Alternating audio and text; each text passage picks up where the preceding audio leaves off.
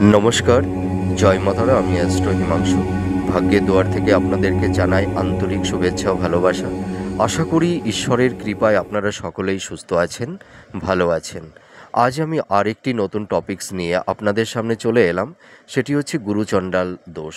এই গুরুচণ্ডাল দোষটি কিভাবে তৈরি হয়, আমাদের আজকের বিষয় এইটি যে গুরু এখানে বৃহস্পতিকে ধরা হয়েছে, আর চণ্ডাল এখানে ধরা হয়েছে রাহুকে। তার মানে বৃহস্পতি হচ্ছে যে ন্যায়ের কারক, আধ্যাত্মিকতার কারক, জ্ঞানের কারক, প্রজ্ঞার কারক বৃহস্পতি। আর রাহু মানে কি? রাহু হচ্ছে ভোগ, বাসনা, ডিজার্ভ, প্লেজার, ইলিউশন, এইগুলো। তার মানে রাহুর মধ্যে ভোগ, বাসনা, কাম, হ্যাঁ, এইগুলো এর মধ্যে বেশি।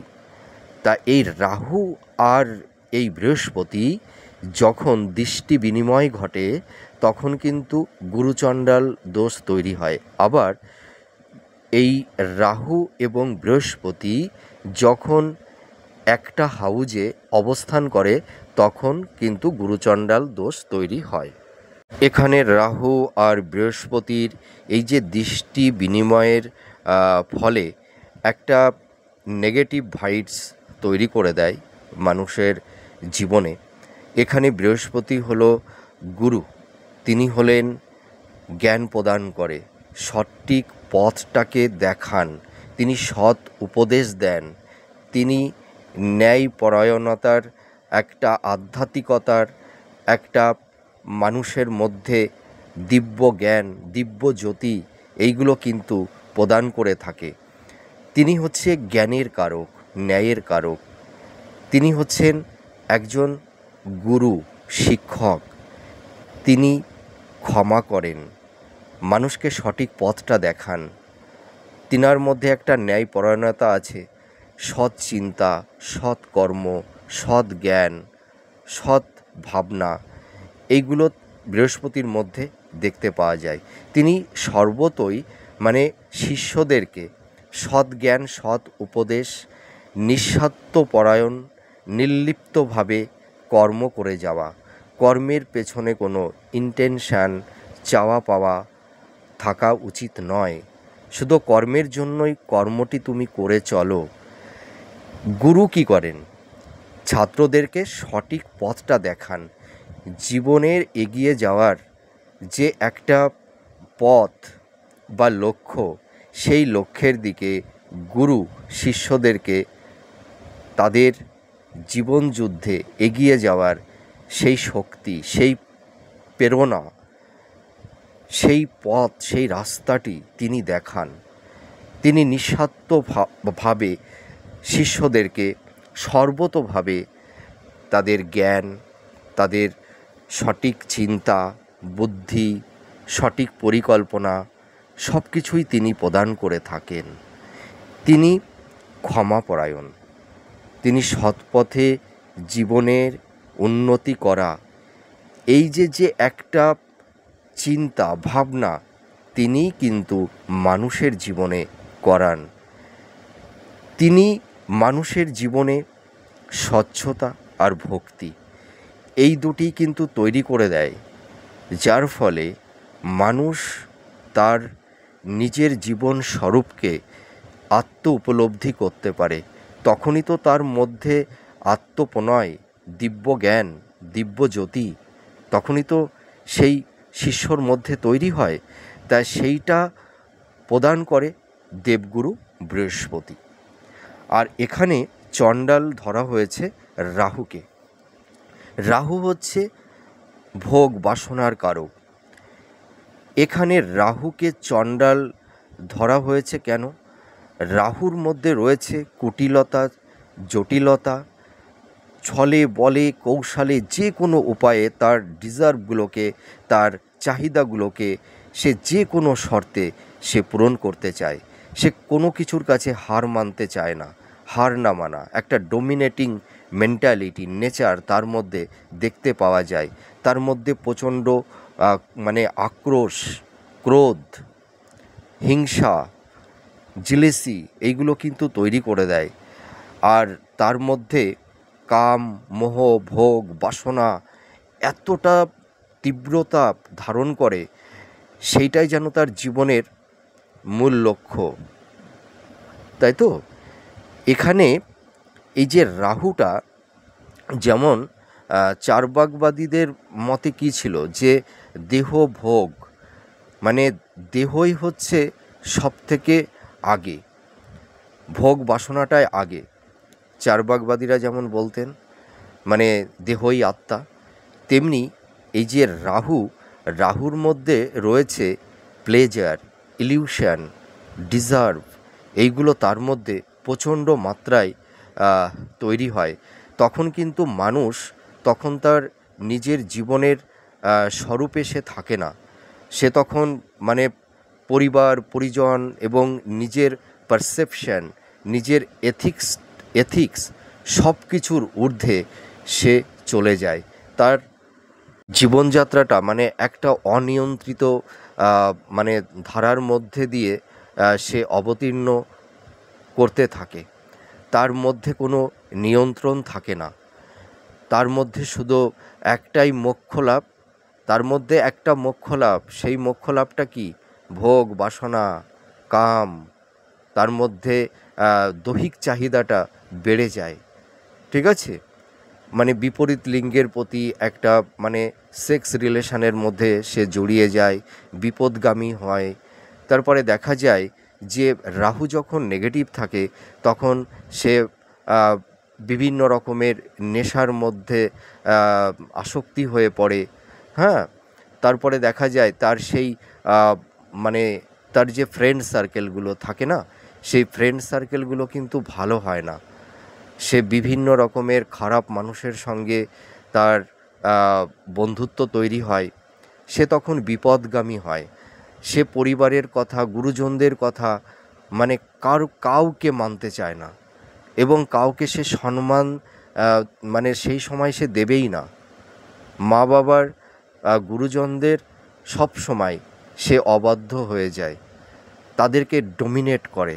অনেক সময় দেখা যায় যে পিতা মাতার সঙ্গে কলহ, বিবাদ, অশান্তি এইগুলো সন্তানের মধ্যে তৈরি করে দেয়। পিতা মাতার সঙ্গে একটা মেন্টাল ডিস্টেন্স তাদের মধ্যে তৈরি হয়, সংঘাত তৈরি হয়। পরিবার পরিজনদের থেকে সে অনেকটাই ডিটাচ হয়ে যায়, বিচ্ছেদ হয়ে যায়।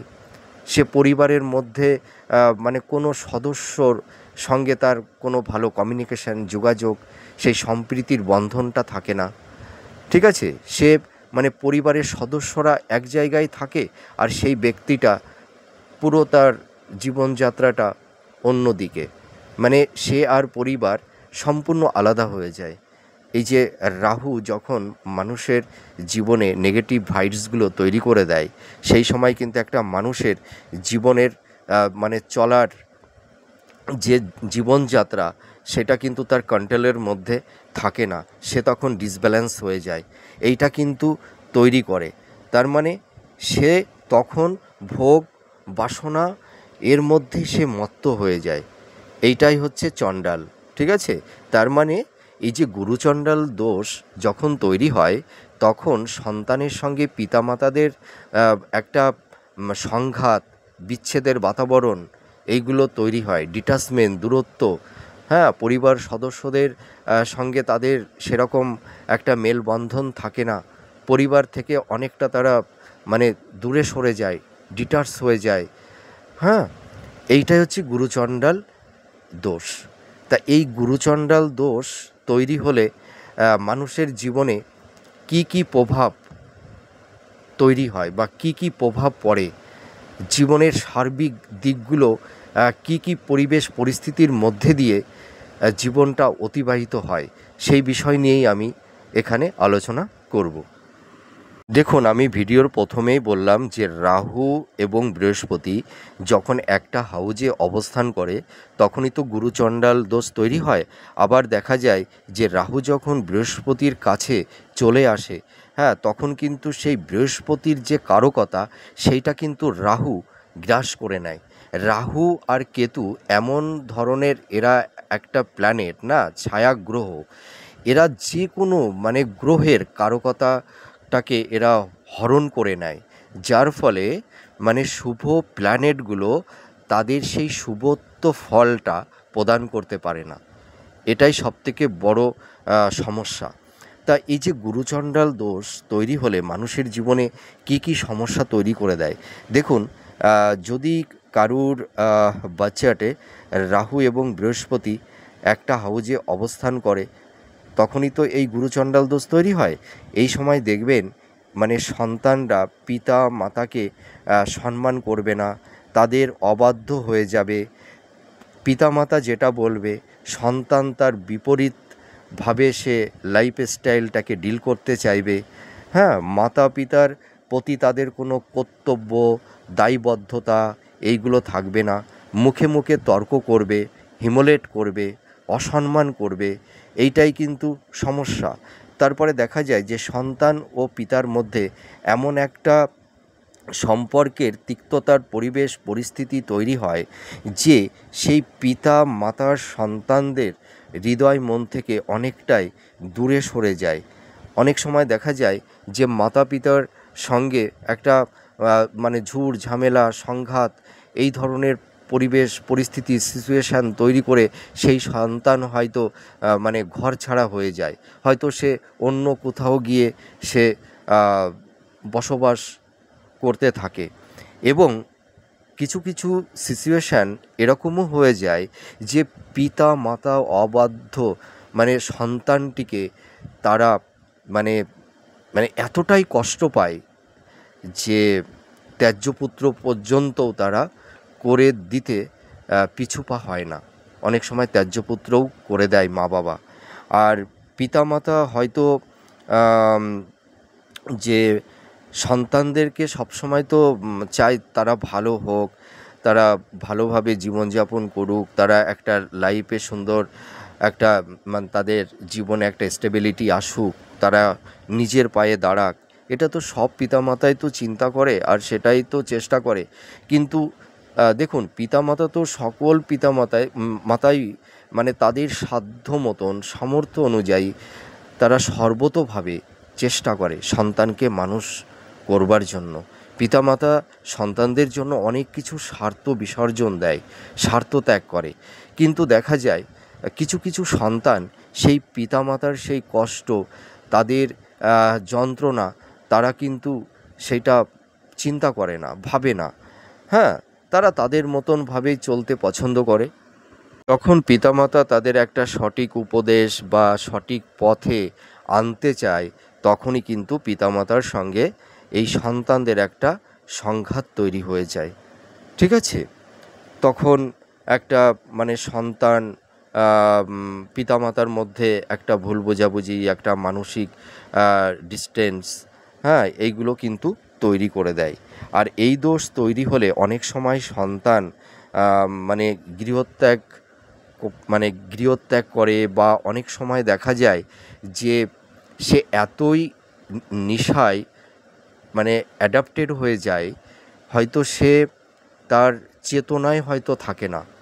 হ্যাঁ, সে হয়তো রাস্তাঘাটে যেখানে সেখানে ঘুরে বেড়াচ্ছে, মানে তার লাইফে মানে সেই মানুষের যে চেতনাটা, যে চৈতন্য থাকে না। ঠিক আছে? সে গৃহে থাকতে চায় না। এরকমও সিচুয়েশান অনেক সময় তৈরি হয়ে যায়। যাদের গুরুচণ্ডাল দোষ তৈরি হয় তারা মানে ফ্যামিলির সদস্যদের কথা তো মানতেই চায় না। এবার দেখা যায় অনেক সময় এদের পরিবারের মানুষদের সঙ্গে এরা মানে সেই চণ্ডাল আকৃতি রূপ ধারণ করে। আমরা কিছু কিছু নিউজে শুনতে পাই যে সন্তান হয়তো পিতামাতার গায়ে হাত দিয়েছে, বা তাদের শেষ জীবনে সন্তান তাদের দেখছে না। হ্যাঁ, হয়তো তারা মানে ভিক্ষা করছে কিন্তু সন্তান মা বাবাকে দেখছে না।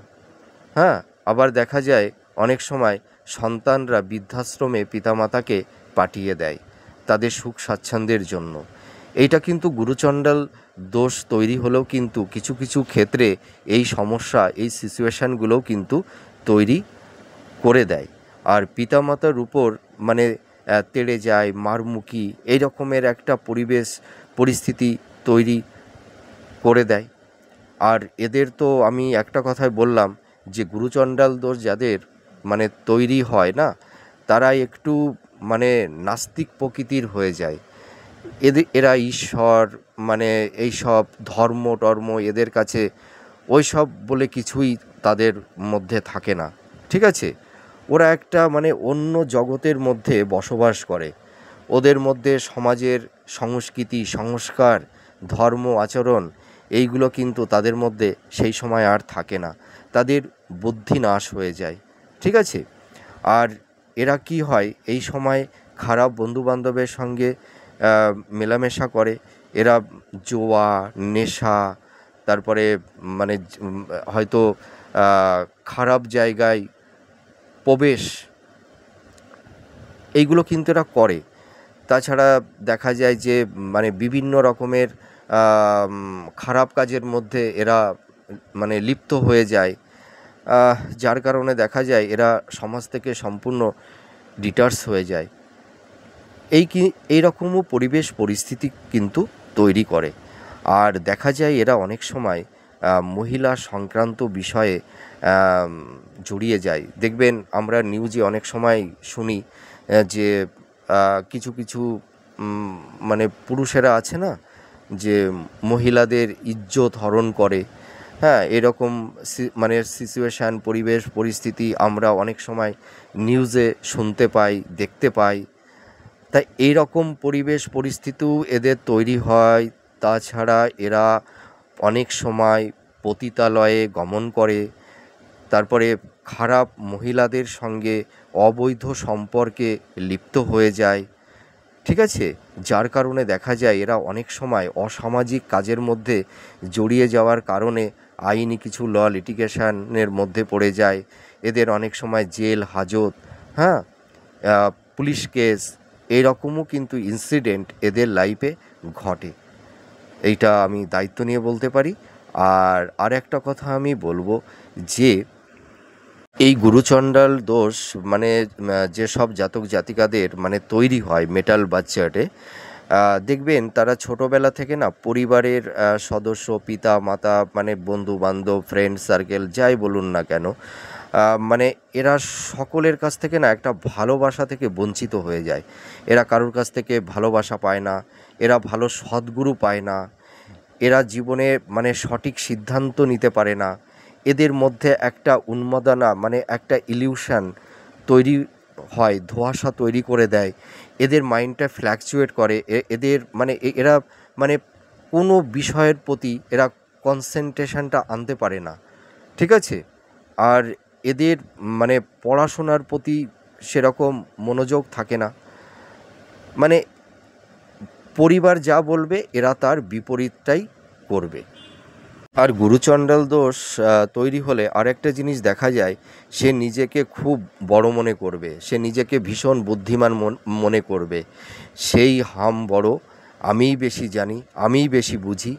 যদি কেউ কোনো পরামর্শ বা যুক্তি দেয়, হ্যাঁ, সে সবাইকেই না মানে মানে অ্যাভয়েড করবে, ঠিক আছে, হিমোলেট করবে। সে নিজেকে একটু বেশি জ্ঞানী মনে করবে। তার মধ্যে একটা অ্যাগ্রেসিভ একটা নেচার, একটা ডমিনেটিং মেন্টালিটি এই রকমের পরিবেশ পরিস্থিতি তার মনের মধ্যে তৈরি মানে হয়ে যায়, ঠিক আছে? এরা দেখবেন মানে কাজের তুলনায় মানে কথায় বড় হবে।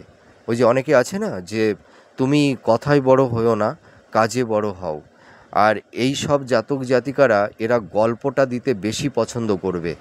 এরা মানে যদি একটু করে মানে সেই কথাটাকে মানে বন্ধু বান্ধব ফ্রেন্ড সার্কেল মানে সকলের সামনে নিজেরা সেটাকে বেশি মাত্রায় এক্সপোজ করে, বড় করে দেখায় যে আমি বিরাট কিছু করে ফেলেছি।